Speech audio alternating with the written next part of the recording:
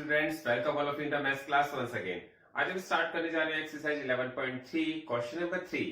इसमें देखते हैं हमें क्या करना है, क्या क्वेश्चन में दिया गया है। सबसे पहले हमें क्वेश्चन को बहुत अच्छी तरह से रीड करना है। तो आपके पास जो क्वेश्चन है उसमें दिया गया है, if the circumference of the circular sheet is 154 metre, find its radius, also find area of sheet. तो आपके पास सपोज एक सर्कुलर शीट है। सर्कुलर शीट में एक एग्जांपल के लिए बना ली है। यहाँ पर आपसे कहा गया है सर्कुलर शीट का जो सर्कमफ्रेंस है वो 154 मीटर है। तो हमें सबसे पहले जो गिवन है, क्वेश्चन में दिया गया है, सबसे पहले हम उसे लिख लेते हैं। Circumference of circular sheet, circumference of circular sheet आपके पास 154 मीटर गिवन है, क्वेश्चन में दिया गया है। आपने उसे लिख लिया है। उसके बाद हमें क्या करना है, आप इसके करने के मेथड को समझना है। तो हमें क्या करना पड़ेगा, सबसे पहले जो circumference of the circular of the sheet दिया हुआ है उसके नीचे आप इसका फॉर्मूला रखते हैं। तो सर्कमफ्रेंस का जो फॉर्मूला होता है वो होता है 2 पाई आर। आपको समझ में आ गया होगा। सर्कमफ्रेंस का जो फॉर्मूला होता है वो होता है 2 पाई आर, तो वो हमने उसके नीचे रख दिया है। अब आपको करना क्या है, 2 के नीचे 2 रखना है, पाई के प्लेस पे 22/7 रखना है, क्योंकि पाई की वैल्यू भी ऑलरेडी गिवन है क्वेश्चन में 22/7, वो आपने उसके प्लेस पे पुट कर दी है। रेडियस आर के प्लेस पे आर रखना है, क्योंकि हमें यहाँ पर रेडियस नहीं पता है। तो रेडियस नहीं पता तो रेडियस के प्लेस पर आर के प्लेस पर आर ही रखना है। 154 के प्लेस पर 154 रखना है। अब जैसे हमने लास्ट एक्सरसाइज की थी 11.2 की थी या 1 की थी, तो उसमें हम क्या करते थे, जो वैल्यू हमें फाइंड करनी होती थी वो तो हम अपनी राइट लेफ्ट हैंड साइड रखते थे, बाकी वैल्यू को हम साइड चेंज करा देते थे। और साइड चेंज करने में क्या होता था, जो वैल्यू डिनोमिनेटर में होती थी वो न्यूमरेटर में पहुंच जाती थी, और जो वैल्यू न्यूमरेटर में होती थी वो डिनोमिनेटर में आ जाती थी। तो वही सिंपल काम हमें यहाँ पर भी करना है। हमें क्या करना है, 154 7 जो है हमें साइड चेंज करके ले जाना है, 2 into 22 हमें साइड चेंज करके ले जाना है। तो क्या होगा, 2 into 22 जो ऊपर है न्यूमरेटर में वो डिनोमिनेटर में आ गया, और जो 7 न्यूमरेटर में है डिनोमिनेटर में है वो न्यूमरेटर में चला गया। अब हमें क्या करना पड़ेगा, 2 से इसको कट करना पड़ेगा। 2 1 2, 2 7 14, 2 7 14। और फिर हमने देखा 11 से हम कट कर सकते हैं, क्योंकि 11 के टेबल में 22 भी आता है और 77 भी आता है। तो मैंने इसकी वैल्यूज को 11 से कट कर दिया। 11 2 22, 11 7 77। तो हमारे पास जो इसका रेडियस आ गई है 7 7 49 अपॉन 2। तो 77/7 इंटू 7 का मल्टीप्लाई किया तो 49/2, ये हमारे पास इसकी रेडियस आ गई है। अब आपको फाइंड करना है इसका एरिया, क्योंकि आपके पास जो क्वेश्चन दिया गया था उसमें 2 पार्ट्स पूछे गए थे, जिसका फर्स्ट पार्ट का हमने आंसर दे दिया है। सेकेंड पार्ट में कहा गया also find the area of the sheet. तो आपको area of the sheet find करने के लिए एरिया का फॉर्मूला यूज करना पड़ेगा। Area of sheet, area of sheet का फॉर्मूला है वो है पाई आर स्क्वायर, और पाई आर स्क्वायर इट मींस पाई की वैल्यू 22/7 है, आपने उसके प्लेस पे 22/7 रख दिया है। रेडियस अभी आपने फाइंड किया है 49/2, तो आपने 49/2 रख दिया है। लेकिन आपके पास यहाँ पर 49/2 2 टाइम्स रखा जाएगा, क्योंकि मैंने बताया था आर स्क्वायर लगा हुआ है, तो स्क्वायर का मतलब होता है आपको वैल्यूज 2 टाइम पुट करनी है।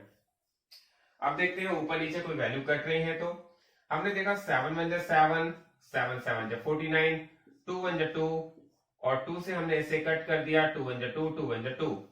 11 का 7 से मल्टीप्लाई करेंगे, यह आ जाएगा 77, 77 का मल्टीप्लाई 49 से करेंगे और अपॉन में आएगा 2। अब हमें क्या करना है, अब हमें 77 का 49 से मल्टीप्लाई करना है। मल्टीप्लाई कैसे करते हैं, अभी हमने मल्टीप्लाई लास्ट क्वेश्चन में भी करके देखा था। 49 का 77 से मल्टीप्लाई कैसे करते हैं, आप देखेंगे 7 9 63, कैरी लगा 6, 63 का 3 कैरी लगा 6, 7 4 28 और 6 34 हो जाते हैं। फिर हम मल्टीप्लाई करेंगे 7 का, तो ये भी 343 आएगा, और जब आप इसे ऐड करेंगे तो 3 of 3 और 4 7, 3 और 4 7 और 3, ये आ जाएगा 3773। तो आपके पास जो इनका मल्टीप्लाई करके वैल्यू आ गई है वो आ गई 3773 अपॉन 2। तो अब हमारे पास इसका मल्टीप्लाई भी हो गया है। अब आपको इसका क्या करना है, डिवाइड करना है। आप डिवाइड बहुत ध्यान से करिए, मैंने इसको डिवाइड किया है 2 से, 3773। तो मैंने डिवाइड किया है, 2 1 जा 2, आपके पास रिमाइंडर 3 में से 2 गया तो 1 बचा है, 7 आपने ऊपर से लिया है। आपने देखा आप 2 को डिवाइड करेंगे तो 2 8 जा 16 होते हैं, तो 16 रख दिया, रिमाइंडर बचा 1, फिर आपने 7 लिया, 2 8 जा 16, तो आपके पास 1 बच गया। 1 के बाद आपने 3 लिया है, तो 3 से 2 6 जा 12, तो 12 हमने यहाँ पर माइनस किया, 13 में से 12 माइनस किया, 1 बचेगा, 1 का 0, और ये आ जाएगा 5, 2 5 जा 10, तो 10 में से 10 गया 0। तो इसका मतलब आपके पास जो इसका आंसर आया है वो आया 1886.5, और क्योंकि वैल्यूज आपको मीटर में दी गई है तो आंसर आपकी मीटर स्क्वायर में आएगा। तो यहां पर हमारे पास इसका जो आंसर होगा 1886.5 मीटर स्क्वायर। तो क्वेश्चन बहुत क्लियर हो जाना चाहिए। पहले हमारे पास सरकमफ्रेंस ऑफ द शीट दी गई थी, हमने वहां से रेडियस फाइंड की, और रेडियस फाइंड करके फिर हमने इसका एरिया फाइंड किया। तो ये क्वेश्चन यहाँ पे कंप्लीट हो गया है। तो अब देखते हैं क्वेश्चन नंबर 4। क्वेश्चन नंबर 4 में आपके पास क्या दिया हुआ है, देखते हैं। आपके पास कहा गया है gardener wants to fence a circular garden of diameter 21 metre, find the length of the rope he wants to purchase if he makes 2 round to fence. Also find the cost of rope if it costs ₹4 per meter. तो question बहुत ही clear हो जाना चाहिए आपको। आपसे कहा गया है गार्डनर है, वो एक रोप से इसको कवर करना चाहता है एक सर्कुलर गार्डन को, जिसकी डायमीटर आपके पास गिवन है 21 मीटर की, और उसको कवर करना है, फेंसिंग करनी है। फेंसिंग करने के लिए आपको क्या करना पड़ेगा, मैंने आपको पहले भी बताया था, जब फेंसिंग करनी होती है तो फेंसिंग कहाँ होगी, इसके ऑल सर्कुलर पार्ट पर। तो फेंसिंग करने के लिए हमें इसका सर्कमफ्रेंस फाइंड करना पड़ता है। ये बात बहुत ही क्लियर हो जानी चाहिए, एरिया फाइंड नहीं करना पड़ेगा। आपसे कहा गया है जो लॉन्ग रोप है, कितनी लॉन्ग रोप परचेज करनी पड़ेगी, इसने 2 फेंसिंग करनी है, 2 राउंड फेंसिंग करनी है। तो अब देखते हैं, इसकी डायमीटर गिवन है 21 मीटर, तो रेडियस कितनी हो जाती है। सबसे पहला काम है रेडियस को फाइंड करना, तो हमारे पास आ गया 21/2 मीटर। आपको इसको डेसिमल में फाइंड करने की जरूरत नहीं है, हमने 21/2 रख दिया है, इतना ही काफी है। इसके बाद हम देखेंगे length of rope require for 1 round. अगर 1 राउंड फेंसिंग करनी है तो कितनी आपको लेंथ ऑफ रोप रिक्वायर होती है, तो वो होगी सर्कमफ्रेंस ऑफ सर्किल के इक्वल। सर्कमफ्रेंस ऑफ सर्किल का जो फॉर्मूला होता है वो आप सबको पता ही है, वो होता है 2πr, और 2πr होता है हमारे पास फॉर्मूला। तो अब हमें क्या करना पड़ेगा, हमें यहाँ पर 2 के प्लेस पर 2 रखना है, पाई के प्लेस पर एक काम करते हैं, 2 के प्लेस पर 2 रखते हैं, पाई के प्लेस पर 22.7, क्योंकि पाई की वैल्यू ऑलरेडी हमारे पास 22.7 दी गई है, और रेडियस तो 21/2 जो अभी हमने फाइंड की है।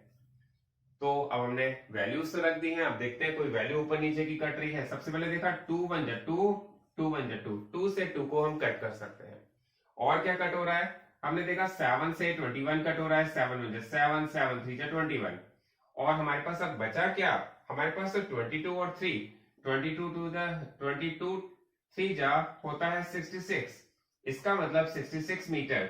अगर हम length of rope required for 1 round, 1 round की फेंसिंग करते हैं तो हमें रोप की जो लेंथ रिक्वायर है वो है 66 मीटर की। लेकिन आपसे कहा गया 1 राउंड नहीं, हमें 2 राउंड की रोप फेंसिंग करनी है। तो यहां पर हम लिखेंगे length of rope require for 2 round.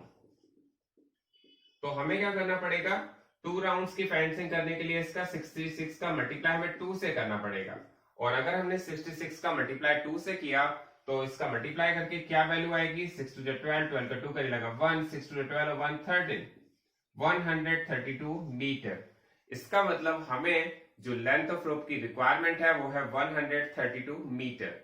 बहुत ही क्लियर। इसके बाद हमें एक छोटा सा आंसर और देना है, क्योंकि इसी में आपसे एक और क्वेश्चन पूछा गया है, find the cost of the रोप।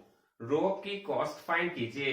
अगर जो उसकी कॉस्ट है पर मीटर की वो है 4 रुपीज पर मीटर, तो हमें यहाँ पे जब कॉस्ट फाइंड करनी है हम कहेंगे कॉस्ट ऑफ रोप एट ₹4 पर मीटर। तो जब भी हमें कॉस्ट फाइंड करनी होती है हमें क्या करना होता है, हमें जो 132 जो इसका सर्कमफ्रेंस आया उसका मल्टीप्लाई 4 से करना पड़ेगा।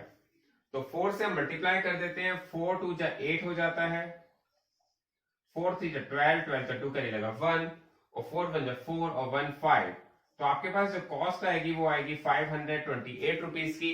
यही इसका आंसर होगा। सबसे पहले हमने सर्कमफ्रेंस फाइंड किया, सर्कमफ्रेंस का 2 से मल्टीप्लाई किया क्योंकि 2 राउंड फेंसिंग करनी थी, और फिर हमें क्या फाइंड करना था लास्ट में। एक आंसर तो आपका ये आ गया है 132 मीटर, और फिर आपसे कहा गया कॉस्ट फाइंड कीजिए, तो कॉस्ट का आपने मल्टीप्लाई कर दिया। 4 रुपीज आपको कॉस्ट दी गई थी, तो 4 से मल्टीप्लाई किया, तो आपके पास इसका आंसर आ गया 528 रुपीज।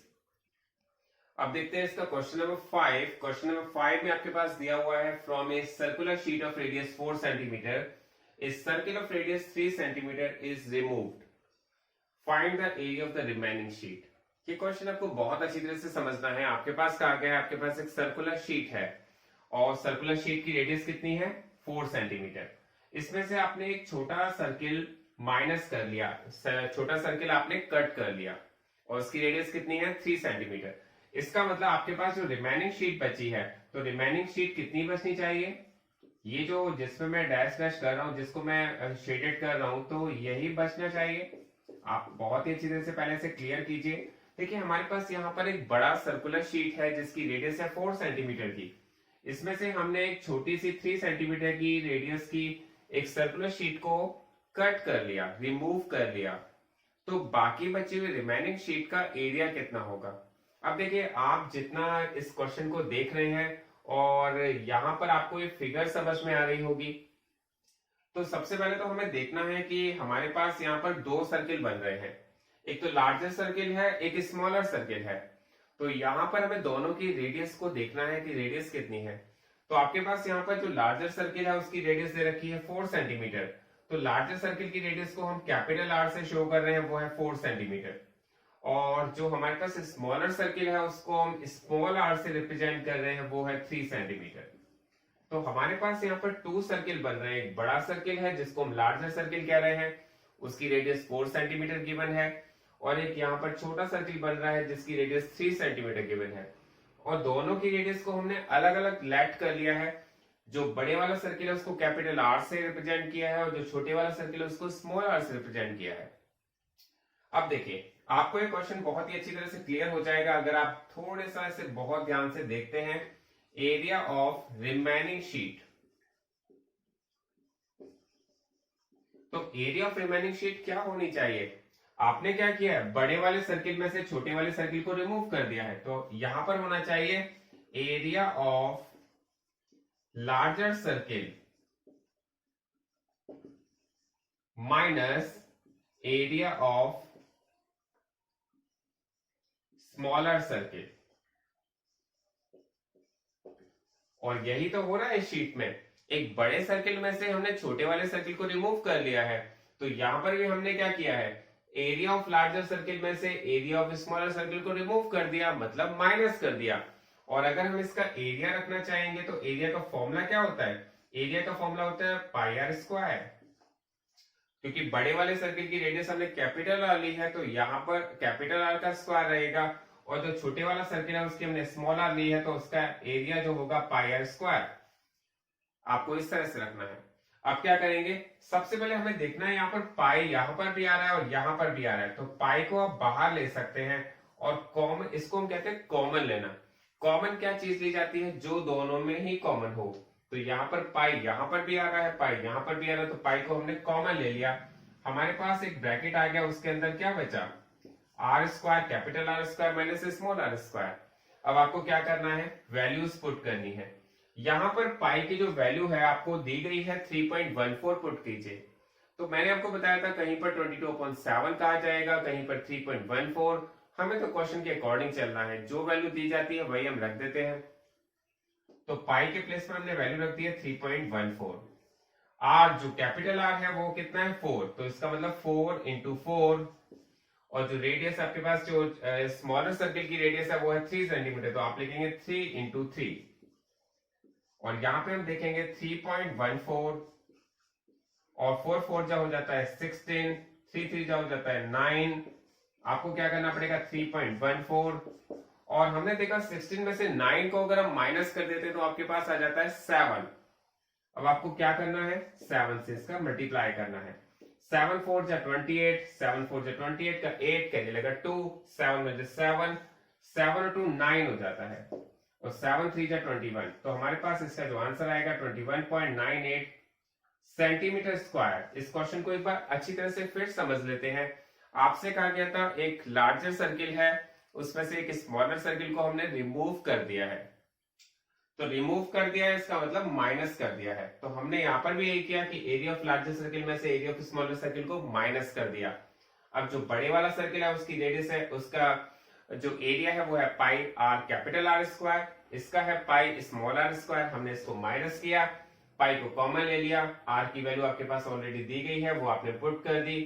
4 4 जा 16 होता है, 3 3 जा 9 होता है, 16 में से 9 माइनस हुआ तो 7 आ गया और 7 का 3.14 से मल्टीप्लाई हुआ तो आपके पास इसका आंसर आ गया 21.98 सेंटीमीटर स्क्वायर। तो ये क्वेश्चन आपको बहुत अच्छी तरह समझना है, इसको रिपीट करके भी देखना है। Thanks for watching this video.